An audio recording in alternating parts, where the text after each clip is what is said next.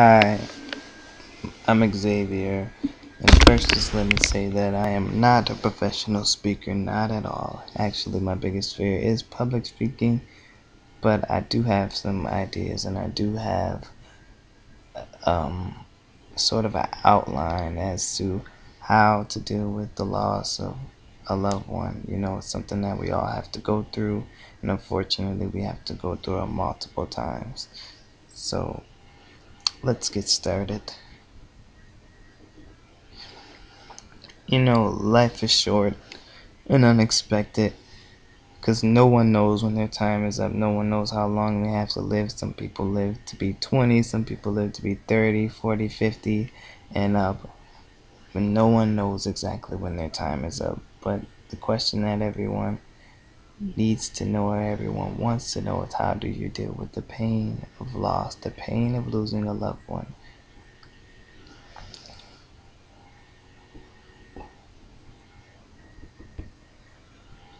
Honestly, there's no easy way to deal with the loss of a loved one. People do multiple different things. They cry, they scream, they read books, they go to therapy, and some people even drink. Some people smoke. Some people choose to go out and party and do stuff that's not really helping. These things are really negative because they do not help the problem. All they do is make things worse. The only way to really deal with the loss is just to face your problems directly. You can't smoke your problems away, nor can you drink them away or party them away.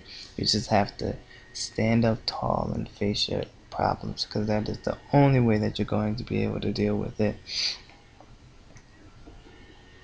And whatever you do, just do not resort to drugs because that's how you can become an addict.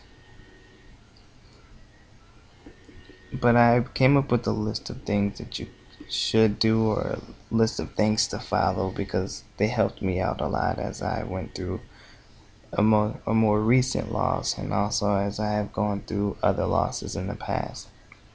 So number one is, do not blame yourself for others for your loss. People always want to look for someone to blame. They just want someone to be angry at, someone to release all the frustration and hurt that they feel on. But the truth is that it's not anyone's fault. People always say, well, if you had did this, then this would have never happened, or if you had took care of this person better, then they would still be here. But it's not really their fault, nor is it your fault. So don't blame anyone. It's not worth being angry. All it does is just complicate things more, and it makes you miserable. So just please don't blame. Number two is always stay focused on the positive things. Try to stay focused on the fact that, even though they're gone, they're not struggling anymore. They're not in pain, or they're not suffering, because this life sometimes can be a struggle and it's hard to manage, it's hard to get by. Try to find peace knowing that your loved one doesn't have to deal with the pains that comes with life, or the suffering, the ups and the downs. And also realize that their spirit lives on, that it's only their body that's gone. So stay positive, stay focused on the positive things, things that are up, things that are just and virtuous. Stay focused on these things and they will bring you peace. I promise you, it works for me.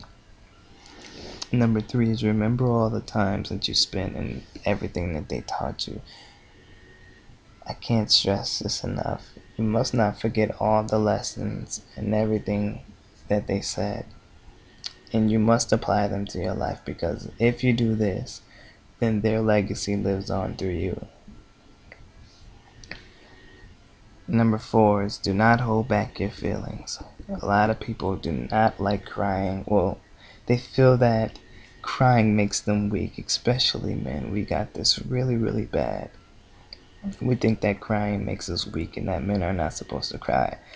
That is a very false idea. It's a false statement, and it's very dumb, plain and simple. But it's okay to cry. you have to cry sometimes. Sometimes it's just very hard to deal with, and the only thing you can do is cry. So it's okay to cry.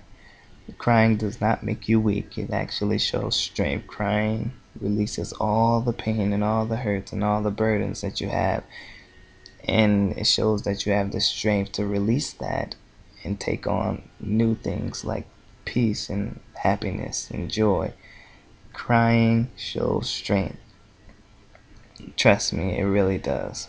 It's better to release it and then to hold it in, because you do not want it to come out at the wrong time. So just, if you feel like crying, no matter when it is, just go ahead and cry. Even if you feel like you have to cry 5 minutes a day, just go ahead and cry. But don't let sadness and the tears consume you. Don't let it consume the way that you live. Don't let it affect your living. Just keep pressing toward the future. Number 5 is just to love and cherish your family, the rest of your family members or your friends that are still here. This love will take you very, very far. Just to be around your family and your friends and to laugh and to eat and to joke and just to spend time will help you to make it through while you're dealing with this loss. I'm telling you, the love of family is so powerful that it can help you through no matter what obstacle you face. Number 6 is just to continue on with your life no matter how much it hurts. You cannot give up on your life. You have to keep pressing towards your goals, and you have to keep pursuing your dreams, because if you don't, then everything that they taught you, everything, all the time spent will be in vain. In fact, you can actually take on some of their goals if you want to, like me, for an example. My grandmother, she used to write poetry, and one of my goals is to publish all her poems. I have them saved up, and that's what I plan on doing. So you can do something like that, and that's another way that their legacy could live on through you. Last point, number 7. Excuse me, I skipped it. Number 7 is just to remember to take it one day at a time. You know, this type of thing takes a lot of time sometimes, and you have to have patience. You can't rush it, because it may take weeks, it may take some months, and even years. I know someone who lost their mother, and they still cry to this day every week. And that was about 30 years ago. So just be patient. And just remember that, no one lives forever. You're gonna have to deal with the pain of loss, not only once but multiple times. And I know it hurts, but remember that you can make it through no matter what. You're going to make it. I know you lose someone close to you and you feel like it's the end of the world sometimes, but you're going to make it. Hear me and hear me clearly. You're going to make it.